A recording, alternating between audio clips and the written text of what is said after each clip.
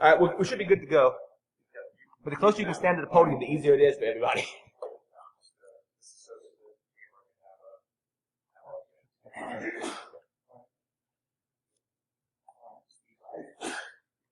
So,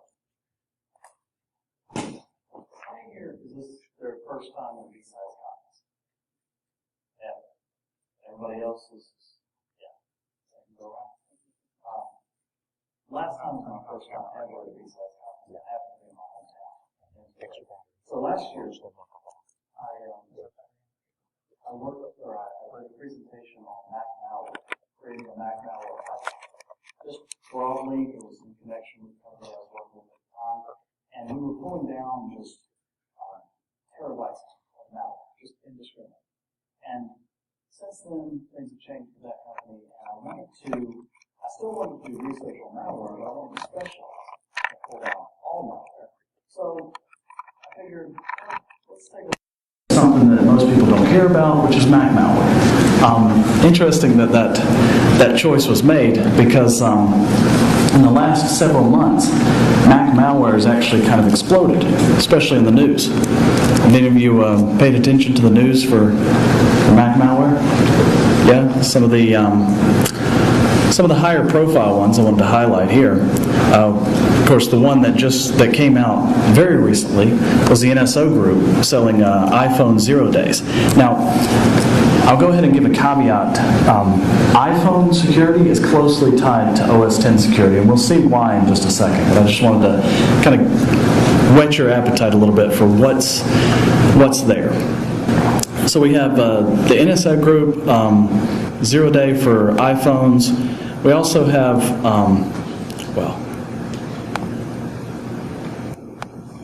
we also have Key Ranger and a few other well-known, here we go, uptick in malware vulnerabilities.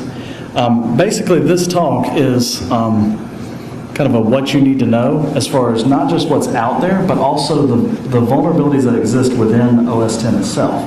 Now, I'm not going to release any 0 days right now, but if you're seeking to secure from your home all the way through a business, if there's Macs on the network, this is the information that you're probably going to need to know. To go back to my slides, though, security engineer by day, research the security at night. I particularly work on large-scale systems, so it's not entirely security related, although we have security stuff that flows through the system.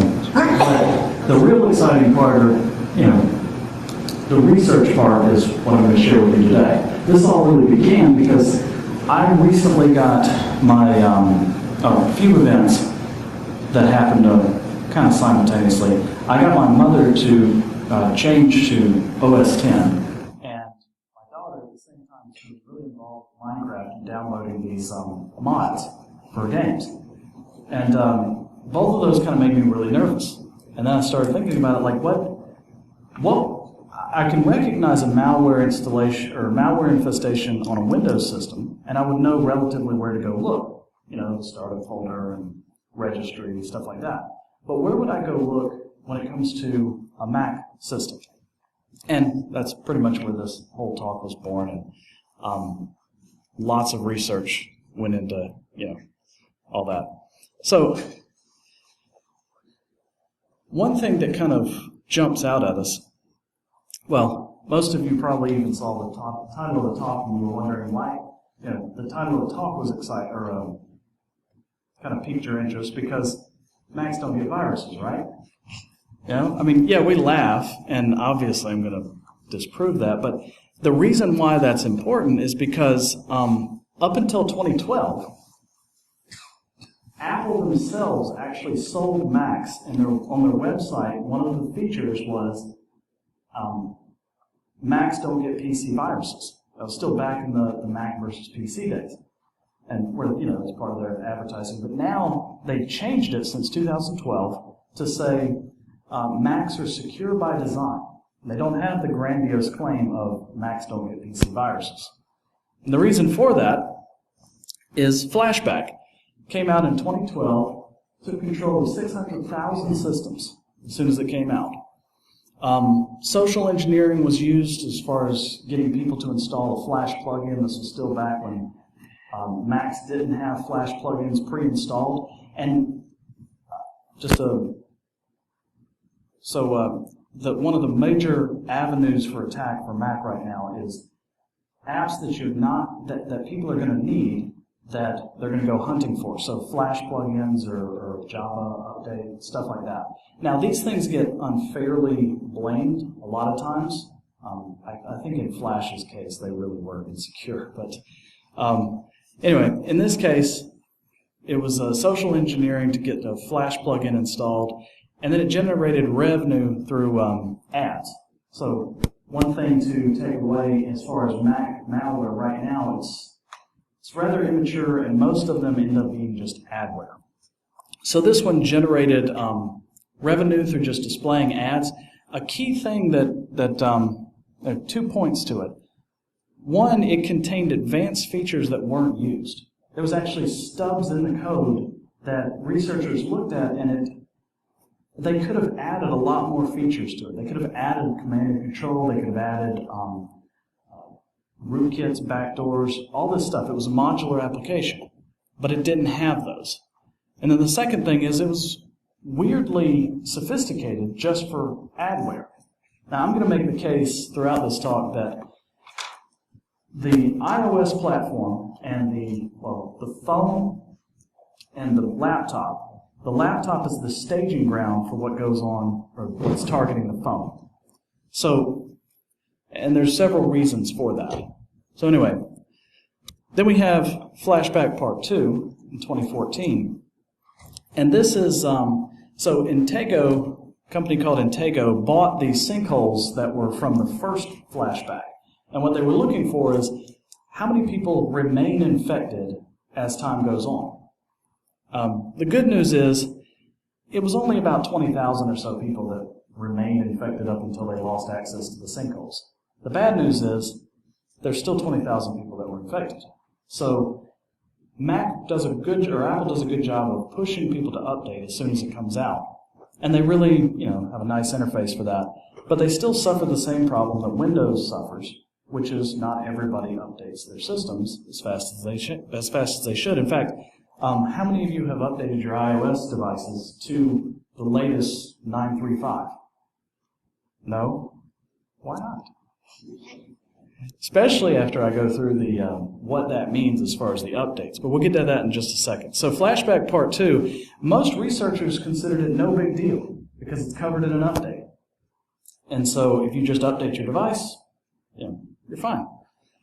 But I would submit that it's still a big deal because it shows activity. And Flashback Part 2 was not just residual of the first Flashback. They were actually iterating on that design going forward. So this one, there's lots of different so Flashback Part 2 is really just a catch-all for the different variants that came out after the first one. And the variants, some of the variants were Java. So you saw a lot of Apple blaming Java and a lot of people hating on Java. And Java there were some vulnerabilities there. I'm not going to give them a clean pass on it. However, some of it was just, they were taken off guard. So Apple was taken off guard because people are updating their software and there's this vulnerable space. So, drive-by downloads, blaming Java on that. And then the last event that I'll talk about in the setup to this is Key Ranger. Released in February 2016, I believe, it was the first OS X ransomware. And it was delivered through a signed application. So, I'll get into that in a second too. So that was worth noting. It's a signed application. So was, the fake versions of Flash and the fake version of Java, not necessarily signed. Actually, the unpatched VM, that really was, that was a signed out. So, Key Ranger, first OS X ransomware delivered this year. I just saw a couple of days ago there's another variant on Key Ranger that's just come out. So all that to say is that, before we get into the unique attack vectors, all that to say is that Mac malware is on the rise. It was a slow trickle a couple of years ago, maybe 200 a year. Now we're seeing about 10 a day. And that's nowhere near the volume of Windows malware that you see. But if you think that the Macs are completely in the clear, they're not. Now, that said, I'm going to kind of taper that. I don't want to say that Macs are completely insecure. I still have all of my iOS devices and OS X. But let's go through the unique attack vectors. If you are securing a system, if you just want to make sure that your family is secure or you're secure, first you're going to have to know what is it about Apple that makes it different fundamentally from a Windows system. And there's basically 4 different areas that I've come up with. There's the boot up process, the kernel, is the way that software is installed, and something called Macho, which is the binary format that Mac uses natively. Does anybody know the native format for Windows off the top of your head? Packed executable 32. And that's interesting because as we go into boot process, in the beginning, Apple security rises and falls on the boot process, especially on the iOS device. So an abbreviated boot sequence would be, you power the device on, and in ages past, it was the BIOS that was the first thing that was given command. Now it is something called the EFI, the extended, I forget what EFI stands for. But anyway, that's the equivalent of the BIOS in most other PCs. That's what handles running. So EFI was developed by Intel, and oddly enough, it runs packed executable 32s, PE32s. So all of your iOS devices actually run effectively a Windows executable in order to boot the whole device up. Now, it's just a PE32. It's a small file. However, if you can take control of that file, then you can take control of everything beneath it. Because of that, Apple is really, really concerned about making sure that their boot up sequence is as secure as possible. For instance, your EFI sits on a FAT32 partition. You usually don't see it. This is where your firmware protections are. So on your iOS device, if you've got a passcode before you can get into your device, this boot sequence is what throws up the password screen first. You log into that, and then it persists the password back through to the kernel. So the EFI system is really important. It's what handles unlocking the disk if you have whole disk encryption installed, all of that. So you can I'm really stressing that this is the most important part of especially iOS boot process. The boot process is also what handles when your battery is dead, you plug your power cord in. EFI is what handles flipping the pictures back and forth that it's booting, or that it's charging. And then it also runs another application once it's gotten to a certain charge and flips it over to actually booting your entire system up. So if you're wondering why it is that you type in your password but you still have a delay before you can get into your system, that's because the system hasn't actually booted. It just went to the EFI part, you put in your credentials, and it still has to go through the rest of the boot process. We haven't even touched the kernel yet. After the boot process, after EFI, then we go down to loading the kernel. That's where kernel extensions are loaded, and that's also where dynamic libraries are loaded. These are, for those of you who aren't programmers, pretty much all software is modular these days. These dynamic libraries include things like the Coca framework that's used on, it's used on both OS X and iOS. But in the boot process, you can, especially on the iOS because of the limited memory and all that, they will preload a whole bunch of libraries. That's important because if you control one of these libraries that's preloaded, then you can take control of the whole system. One of the preloaded libraries is the image processing library. That's actually what the 9.3.4 update supposedly addressed. So this is where this becomes important when it comes to taking control of the system. Now, before I go too far, in the EFI section here, I list Pi-Star and Rebel EFI. So, back when Jobs was still alive, one of the things that he hated the most was the idea that somebody would take one of his iPhones and install Android on it. That actually happened. It's called the iDroid. You can still look it up. There's still pictures of it. There's still some people that still keep one around. Of course, they're super old by now. But that kicked off an entire row of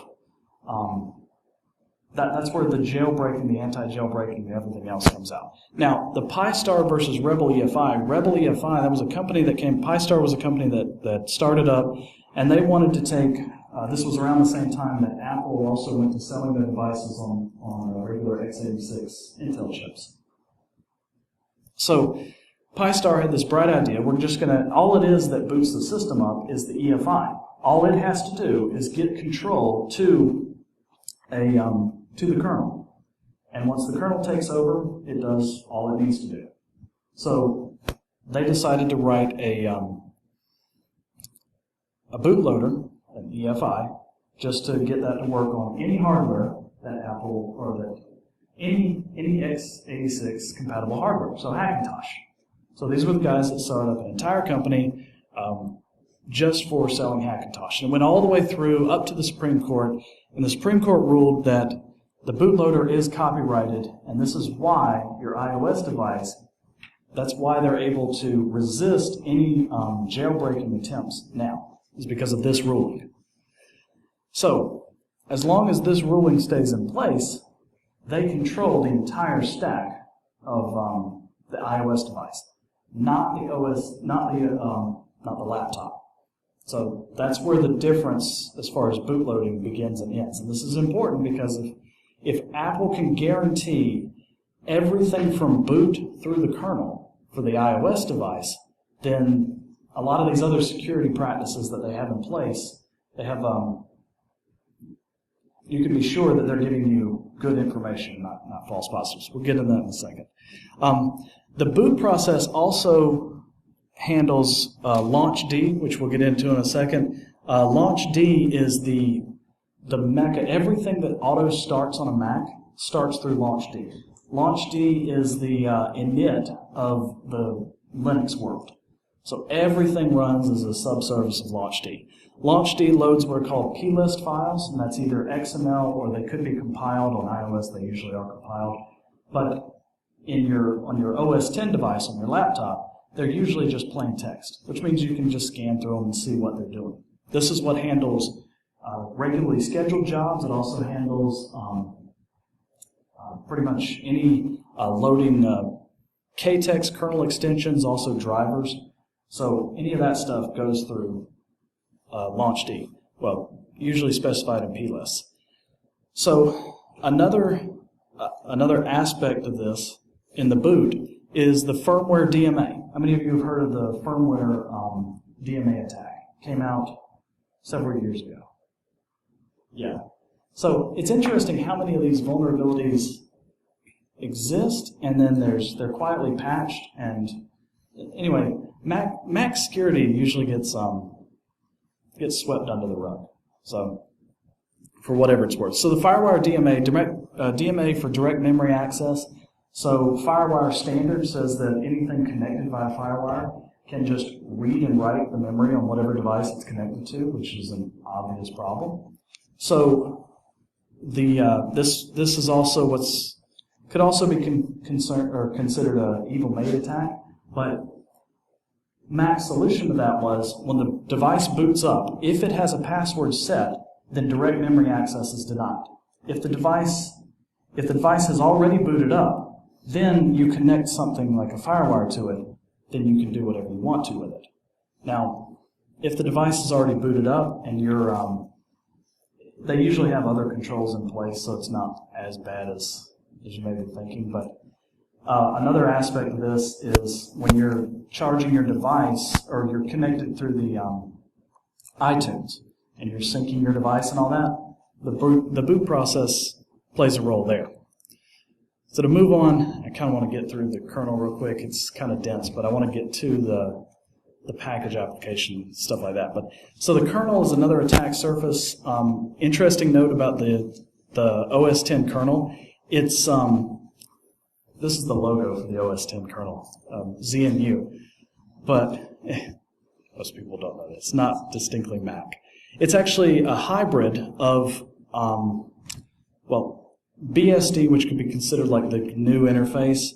It's the POSIX interface, and then there's a Mach kernel. The Mach kernel was developed at Next. If you remember your Apple history, Jobs goes over to Next. Next has some really awesome technology, including Mach. They also had the precursor to what we use now for Xcode and a bunch of other cool stuff, Interface Builder.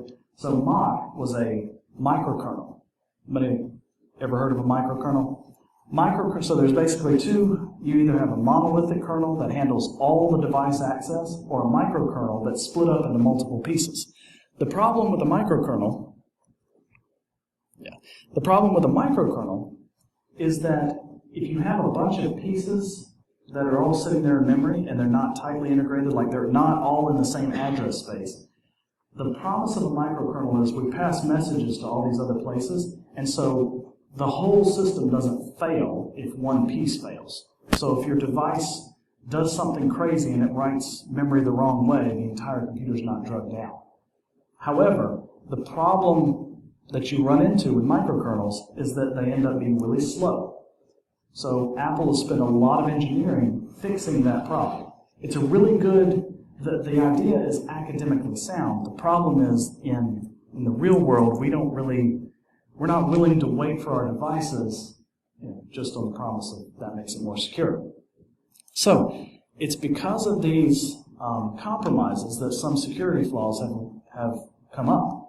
And there's really good presentations on a lot of these security flaws, and I have links to them towards the end. So I run over this stuff while I'm talking, but hold on, there's handouts later. The last aspect is the Macho format. It's similar to ELF, but the biggest difference, ELF being the binary format that Linux uses natively, but the biggest difference is native code signing support. This means that some other random trivial details, the magic bytes for it are Cafe Babe, which is the same as the Java class file, which I think kind of fueled the feud between Apple and Java to some degree. Just because it's aggravating that the binaries contain the same magic bytes. You have to read a little bit more of it to figure out what it was. So the fact that Macho supports code signing natively is a fundamental piece of OS X security. So have any of you ever tried developing applications for OS X or iOS? Anybody? You have to pay, so simple cultural change. I've developed applications for both Android and iOS, and I released the one for Android to the Play Store. Apple's, so releasing something to Android's Play Store cost about, well, it's actually free. You can release it all for free and you don't have to pay anything. Apple, though, last time I checked, it was about $100. And I used to get really, why? Why is it $100? And the reason is because in order to run anything on an iOS device, it has to be signed by Apple themselves. So they can restrict, that's why you can't do side loading or anything else on an iOS device. And remember, since they control the boot, they control everything below it. They could do the same thing for OS X, but most of us use our Macs for, most of us install third-party applications for Mac. Although they're moving in that direction for OS X. The next version of OS X, Mac OS, it's going to have not only, so in the Mac OS now, or OS X now, code signing is required, or is turned on by default. You have to explicitly disable that. No, that's in Mac OS. So Macho format was designed to work with that Mach kernel, and inside of it, it has some pretty solid engineering principles, but of course the performance problems plagued it for a while. one of the things that they came up with to bypass some of that performance problem was the concept of ports.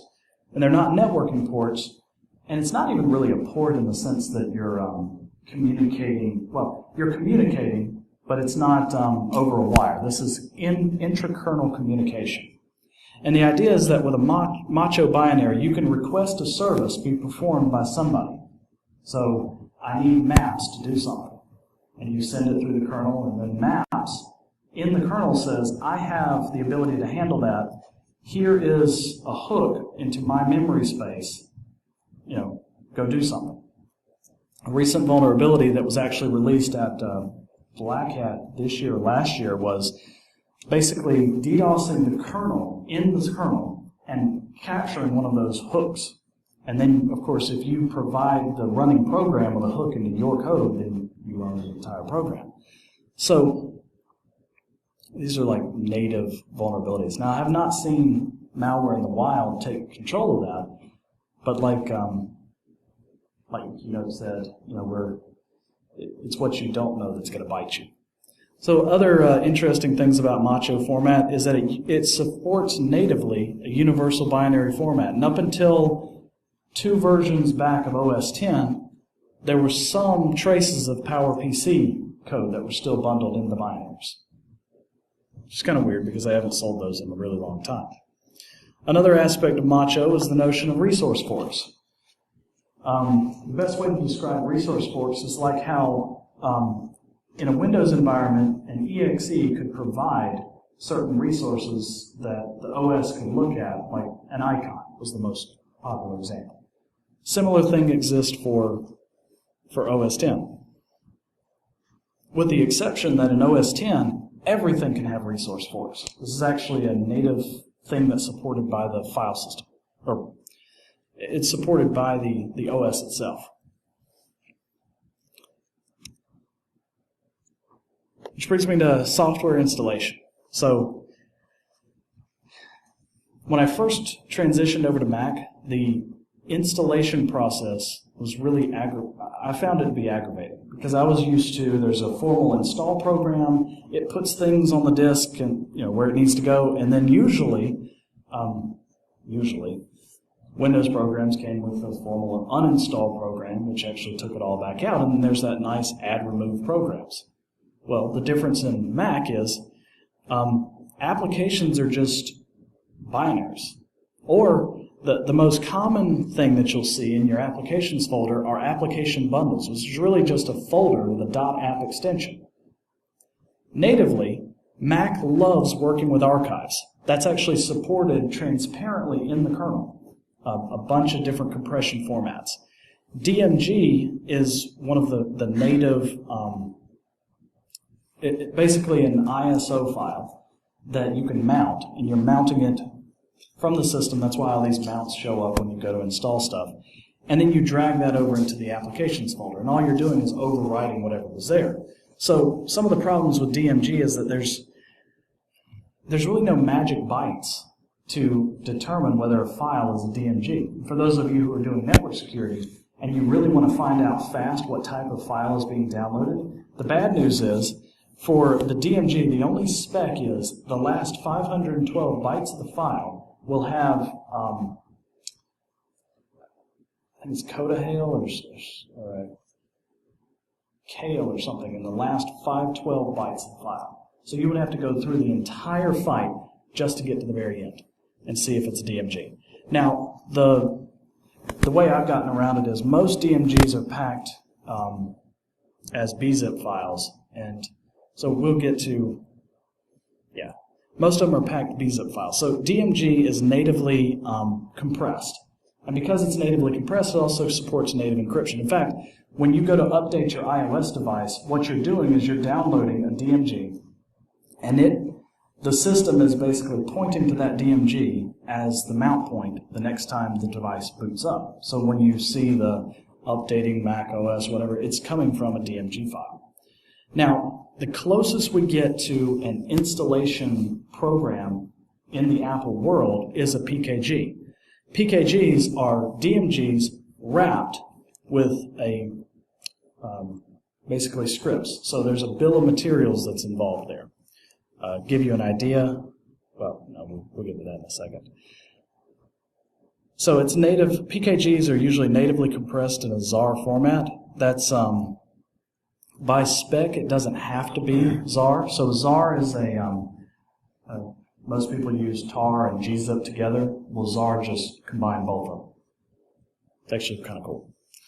And then the last common way to install applications is through App Store, which is doing the same thing the others are, except they're signed, and it enforces code signing down the line. So, now that I've sufficiently pointed out how many things can go wrong with Apple, I wanted to dial this back because this doesn't need to be a code red. Most of us went into this thinking that our iOS devices and OS X devices were generally secure, and they are. And here's the things that Apple has tried to do. So on the bootloader, which enforces Apple's walled garden, there is the file vault system. That is what protects the whole disk encryption. This is what also, if you have a password set on your device, and I encourage you to go in, boot your device into maintenance mode, at least put a password on it, because that blocks a whole lot of threats, like the direct memory access. It also thwarts some other physical access issues. For your iOS device, it blocks plugging it in. The evil plug attack. Somebody already tweeted today about the charging station out there and possibility of that being an evil plug attack. Having a password on your device would actually mitigate some of that, especially your iOS device. Of course, Apple was one of the first ones to provide ASLR, address space layout randomization, everywhere on every part of their system, whereas with others it was kind of slowly rolled out over time. Theirs was almost a sea change overnight. Everything is ASLR. Gatekeeper, which Macho binaries also have what are called file attributes. This is part of the file system itself. Each file can have any number of attributes. Most of them only have a handful or so. So Gatekeeper is when you download, an application or binary from the internet, it's tagged as this came from the internet, and then Gatekeeper is what throws up the dialog to say you downloaded this from the internet, or you're really sure you want to run it. And you've probably seen where you can't just double click on it. Especially in Safari, you have to go find it and right-click on it and open it. And it's a behavioral thing, but these are the types of protections that are going on in the background. Another one that's file quarantine, works along with Gatekeeper. Xprotect, there's actually a hash lookup service in OS X so a lot of these viruses, the reason why, so there was the 600,000, and after that is what spurred Apple on to quickly put out all of these pieces. So a lot of the viruses I'll show you towards the end here that you should still keep an eye out for, they don't have the penetration as the first one because Apple themselves can remotely convict hashes. So Xprotect, and then what's coming up next is sandboxing. Sandboxing is already baked into the kernel. They're still working out some bugs with it. Basically, containerization in the Apple environment. In applications that are installed via the App Store are run in sandboxes. So it's not just that it's signed, and that's another part of it is, or another built-in protection is application signing. It's really hard to get somebody's code signing certificates, although that is something that has happened as well. So last part, application firewall. Apple has its own, any code that is installed that is not signed is subject to the application firewall. And if it thinks that your application is doing something particularly bad, for example, if you're running IntelliJ, or if you're writing an application and you're trying to run it and you run it on one of the privileged ports below 5,000, I think, or no, below 6,500, yeah, then it complains about that. However, if it's signed, a lot of those restrictions fall away, and that's why Mac Malware now seeks the most attractive target is signed applications where the developers are kind of careless with the keys. So with that, I wanted to go over just a survey of Mac malware, and this is the popular Mac malware. This is the type of stuff that you'll run into when you know, like if my daughter comes to me, these are the types of things that I'm worried about actually being on her system. MacKeeper is the number one because the number one attack vector is developers who don't have a tight control over their security, their code signing practices. Companies that are kind of shady in the first place, like MacKeeper, they're going to be the number one targets for malware. So they've come out with a lot of press release. MacKeeper is an actual company, but they've come out with press releases saying that people have just been tarnishing their name and releasing malware under their name, and it's not them. Well, the reason why they're being picked on is because they're careless with their keys and their code signing. So because of that, MacKeeper is usually the source of a lot of adware, a lot of, it's not necessarily malicious. Most places that you'll see on VirusTotal will classify it as PUA, potentially unwanted application. And like I said, most of this stuff is kind of in a shady realm. Opinion Spy is another one in that same category. It's, well, this one really does cross the line into malware. It'll stream information back. Not necessarily privileged information, but it's getting there. And that's important because we'll get to a later stage that is actual full malware. Eleanor came out about four or 5 months ago, and that was a true backdoor capturing command and control. Its reach, though, was pretty limited. Maybe 10, 20,000 for it. And because Apple has done a good job so far of locking down these threats, remember my theory from the beginning that Mac is the staging ground, and the OS X is the staging ground for what goes on the iOS. The real difference between the iOS and there's very few differences between iOS and the OS X. So, moving along, you've got WireLurker, WireLurker, which actually targeted both iOS and Mac, installs malicious applications and steals personally identifiable information. And it also tried, many of these viruses seek out other things that are installed on the system, and this one was no different. It looked for a program called, just blanked on the name, is a Mac Firewall client. Well, we'll get to that in a second. Little Snitch. Yeah, Little Snitch is the number one target for a lot of these applications. So just a plug for those guys, because it actually, if the malware is targeting, it's a good indication that it's pretty good and pretty capable of blocking a lot of this bad stuff. Mac Defender is another one. Phishing, Key Ranger, like I mentioned before, is ransomware. And then you've got several others. So like I said, the hold on.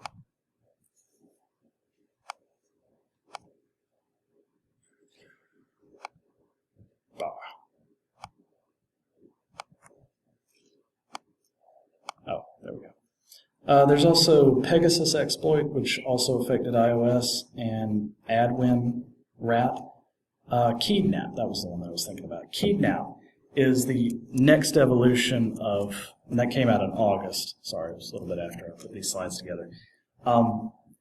Kidnap came out, and it actually dumps credentials from the, or tries to dump credentials from the keychain. There's actually proof of concepts for attacking the keychain as well, scripts that you can use, and we'll get to that in just a little bit. But before I go on, there's actually a few other slides that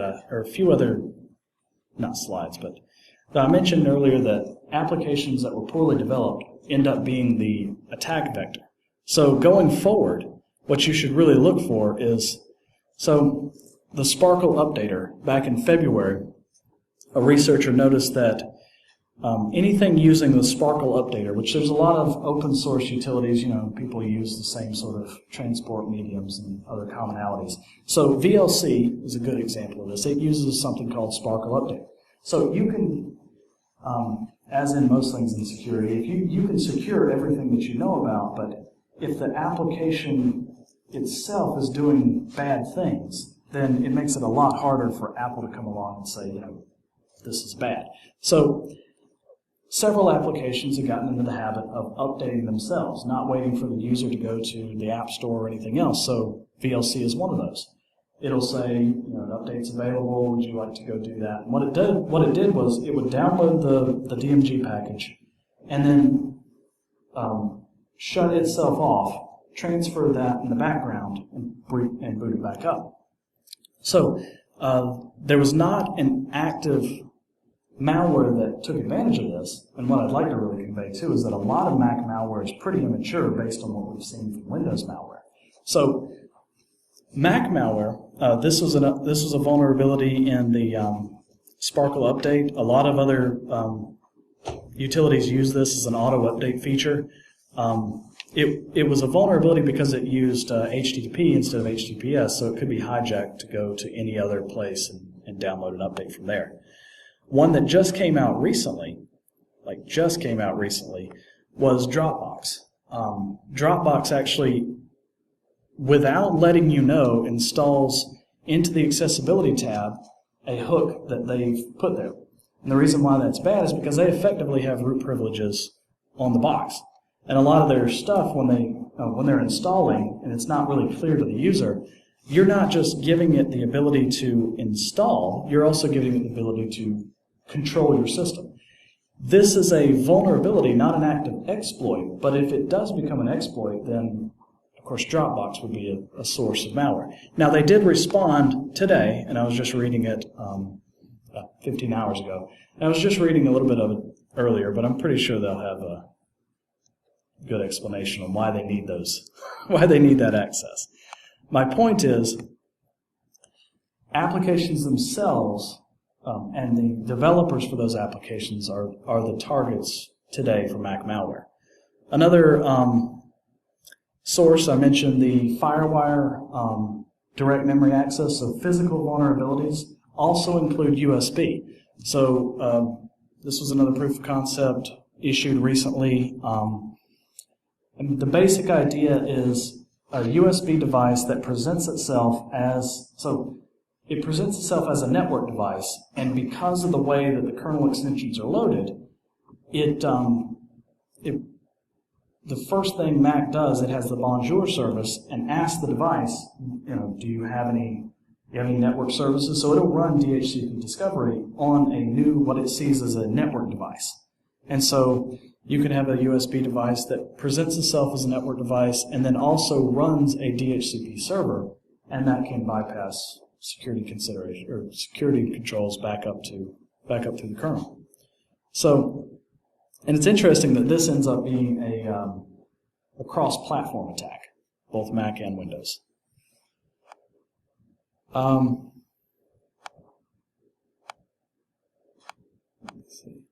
So,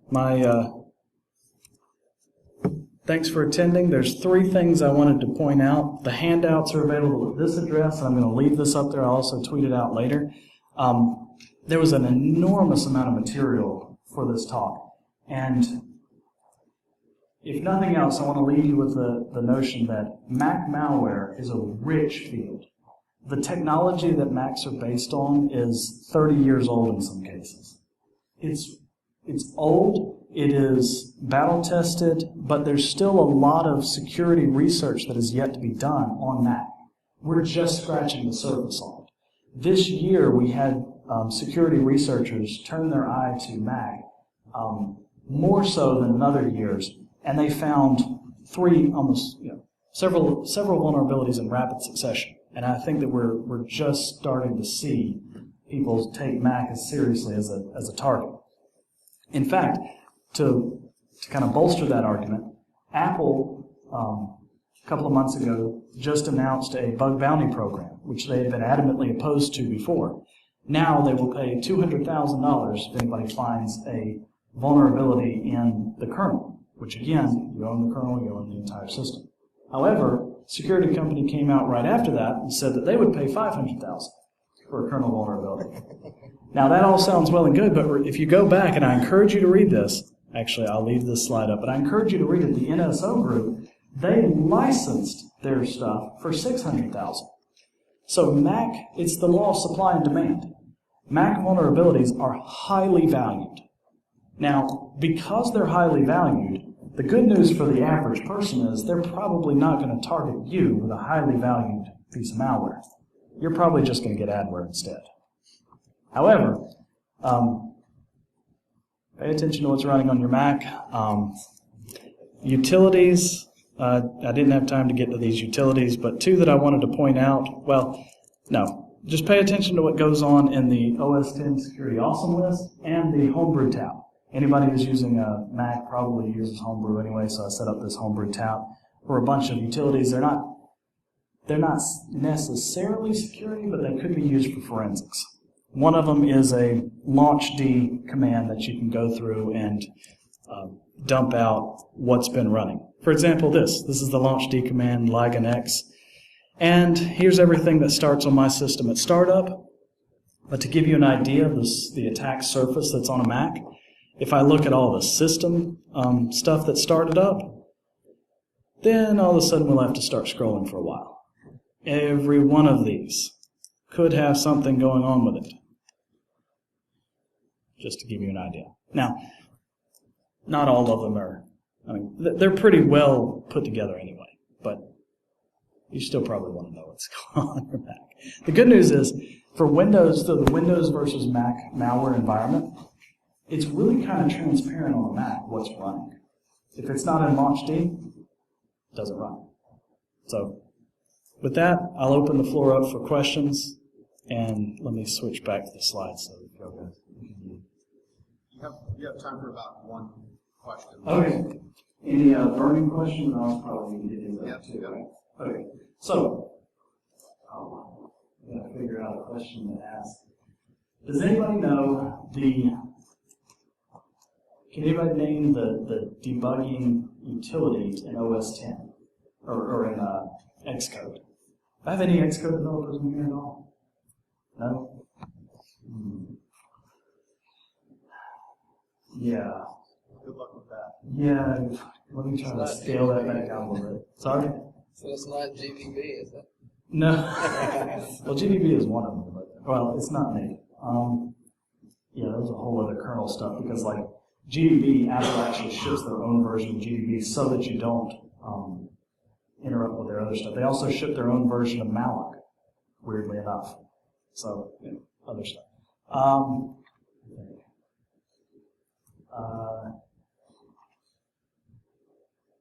Yes. Valgrind? Sorry? Valgrind? Valgrind? No, it's actually instruments is what I was thinking about. D-trace instruments and all that stuff. How about you need help with the question? Yeah. What was there was a web-based storage product that installs a little app that effectively gives that app root privileges. Oh, yeah. Dropbox. Dropbox. There we go. I heard 3 people, but I heard hers was the loudest. But I think Flashback had it first. Okay. One of the loudest and one of the worst. One of the loudest. You get the first choice. So. You want iOS application security or Python frame? Python frame. All right. That means gentleman over here gets iOS application security, which I told Phil earlier that that's on my radar. It'll be shipped to you now. Right?